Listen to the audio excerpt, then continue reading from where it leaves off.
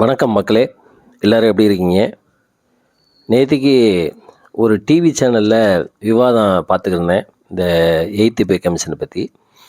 அப்போ fitment factor வரப்போகிற 8வது சம்பளக்குழு 1.94 தான் இருக்க வாய்ப்புகள் உண்டு அப்படின்னு அதில் கலந்துக்கிட்ட ஒரு பொருளாதார நிபுணர் ஒருத்தர் சொல்லியிருந்தார். அதே மாதிரி அவர் என்ன சொல்கிறாருன்னா, 7th பே கமிஷனில் 2.57 ஃபிட்மெண்ட் ஃபேக்டர் இருந்துச்சு.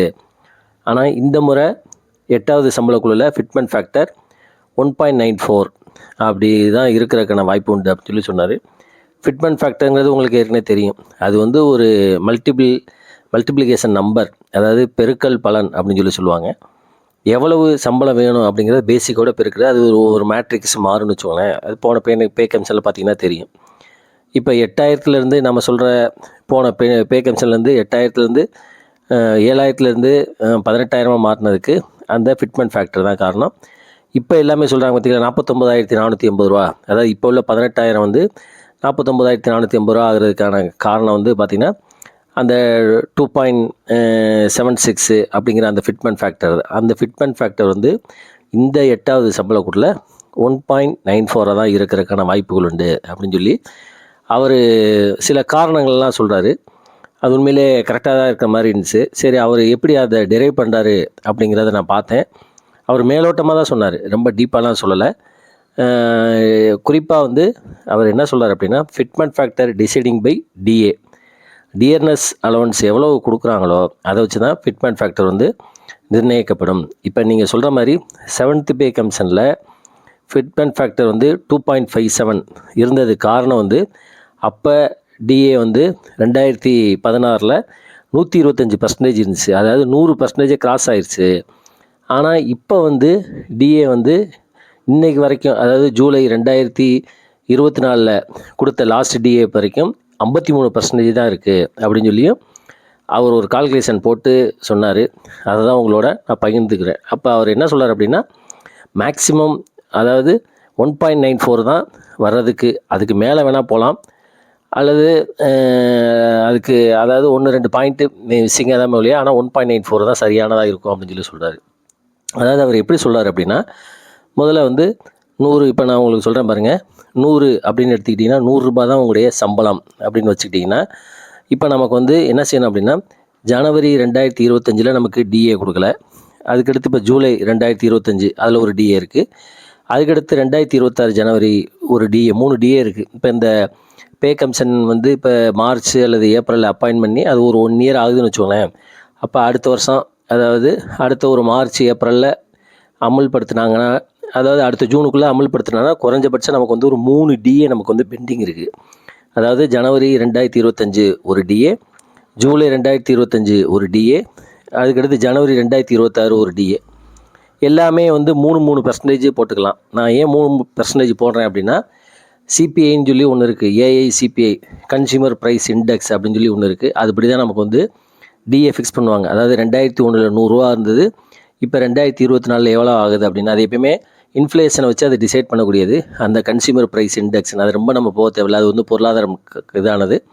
நமக்கு எப்படி டிஏ ஃபிக்ஸ் பண்ணுறாங்க அப்படிங்கிறத அந்த சிபிஐ வச்சு தான் டிசைட் பண்ணுவாங்க. அது எப்பயுமே ரொம்ப அதிகமாக போகாது, எப்படி பார்த்துக்குருவாங்க.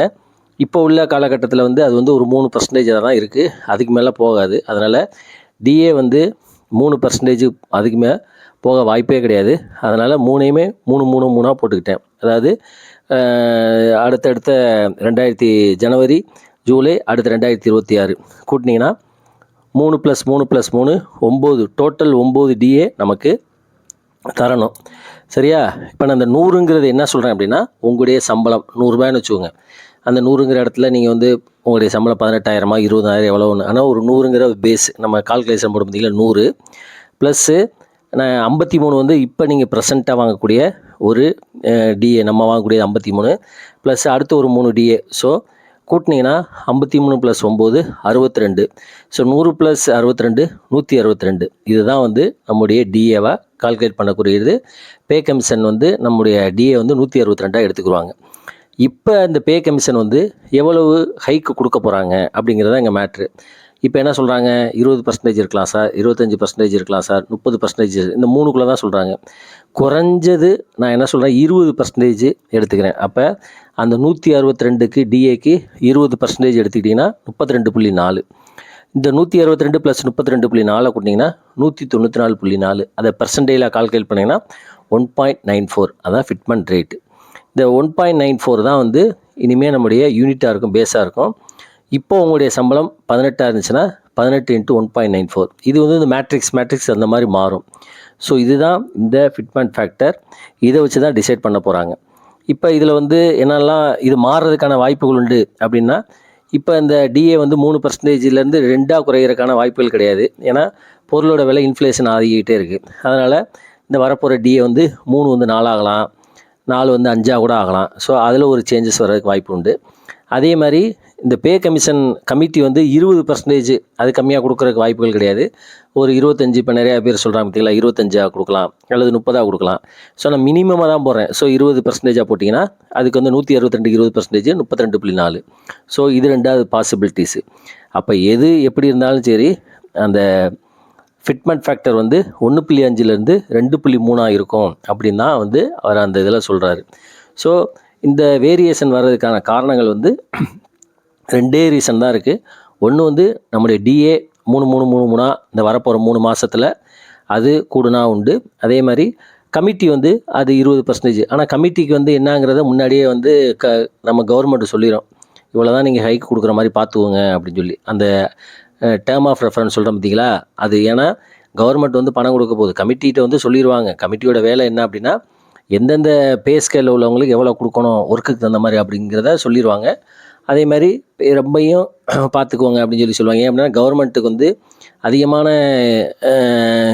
சேல்ரி, அதாவது ஃபிட்மெண்ட் ஃபேக்டர் அதிகமாக கொடுத்தா எம்ப்ளாயிக்கு வந்து தொழிலாளர்களுக்கு வந்து நிறைய சம்பளம் கொடுக்குற மாதிரி இருக்கும். சம்பளம் கொடுக்குற ஒரு இது கிடையாது, அது கவர்மெண்ட்டோட செலவுலேயும் கூடும், நாட்டில் இன்ஃப்ளேஷன் கூடும், பணப்புழக்கம் அதிகமாகும், இதுக்காக நோட் அடிக்கணும். ஸோ இந்த மாதிரி செயின் ரியாக்ஷன் நடந்துக்கிட்டே இருக்கும். இப்போ ஆல்ரெடி நம்முடைய டாலருக்கு எதிரான ரூபாயின் மதிப்பு வந்து குறைஞ்சிக்கிட்டே இருக்குது. ஸோ ஒரு பக்கம் வந்து இன்ஃப்ளேஷன் வந்து பொருட்களோட விலை அதிகமாகிட்டே இருக்குது. அப்போ இந்த மாதிரி வந்து ஒரு 1 கோடி பேர்த்துக்கு ₹1 கொடுத்தா கூட அது 1 கோடி ரூபாயை வந்து மக்கள் கையில் புழக்கமாகும். என்றைக்குமே வந்து மக்கள் கையில் அதிகமான பணம் இருக்க இன்ஃப்ளேஷன் அதிகமாகிட்டே தான் இருக்குன்னு வச்சுக்கோங்களேன்.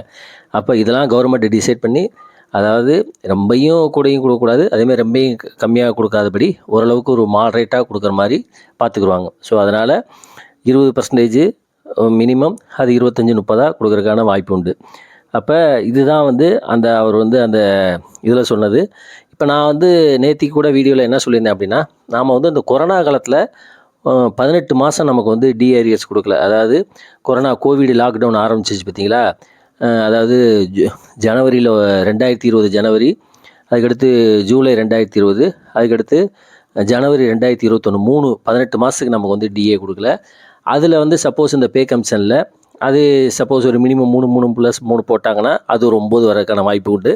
அப்போ 162 + 9 181 மாறும், அதுக்கான வாய்ப்புகள் உண்டு. இது தொடர்பாக வந்து நம்முடைய யூனியன் சங்கங்கள், எம்பி எல்லாருமே கூட எழுதியிருக்காங்க கடிதம். மத்திய அமைச்சர் கூட இதை பற்றி பேசியிருக்காரு, ரிசீவ் பண்ணியிருக்கோம் அப்படின்னு சொல்லியிருக்காங்க. ஆனால் கவர்மெண்ட்டு இதை பற்றி எந்த விதமான கருத்துக்களும் சொல்லவே கிடையாது. அது தொடர்பான விளக்கங்கள் இந்த பார்லிமெண்ட்டில் இந்த பட்ஜெட் தாக்கல் பண்ணையில் வருதான்னு தெரில. ஆனால் நம்ம சங்கங்கள் வந்து இந்த கடிதம் எழுதுறதோட நிப்பாட்டாமல் நம்ம வந்து அழுத்தம் கொடுத்து அந்த டிஏயும் வாங்கணும். அட்லீஸ்ட் குறைஞ்சபட்சம் அந்த கொரோனா காலத்தில் நிறுத்தி வைக்கப்பட்ட டிஏவை எங்களுக்கு சம்பளமாக கூட கொடுக்க வேணாம், வரப்போகிற காலகட்டத்தில் நீங்கள் அதை சேர்த்து கொடுத்தீங்கன்னா கூட எங்களுக்கு வந்து யூஸ்ஃபுல்லாக இருக்கும். ஏன் அப்படின்னா இந்த பே கமிஷனுக்கு சப்போஸ் ஒரு 9% ஏறிச்சுன்னா நம்முடைய ஃபிட்மெண்ட் ஃபேக்டர் கூடுறதுக்கான வாய்ப்புகள் உண்டு. இப்போ பார்த்திங்கன்னா 2016 தமிழ்நாடு கவர்மெண்ட் என்ன பண்ணாங்க அப்படின்னா, 7th பே கமிஷன் வந்து 2017 தான் கொண்டு வந்தாங்க.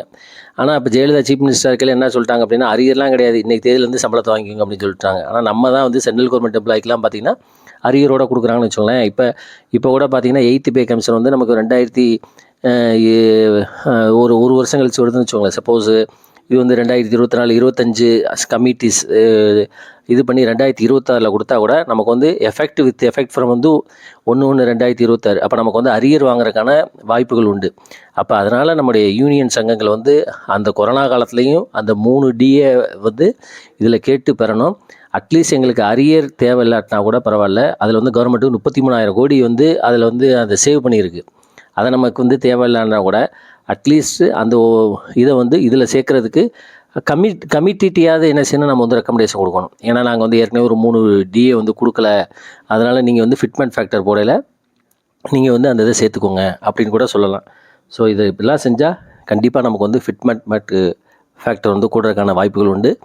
நாம் மீண்டும் அடுத்த வீடியோவில் சந்திப்போம். நன்றி, வணக்கம்.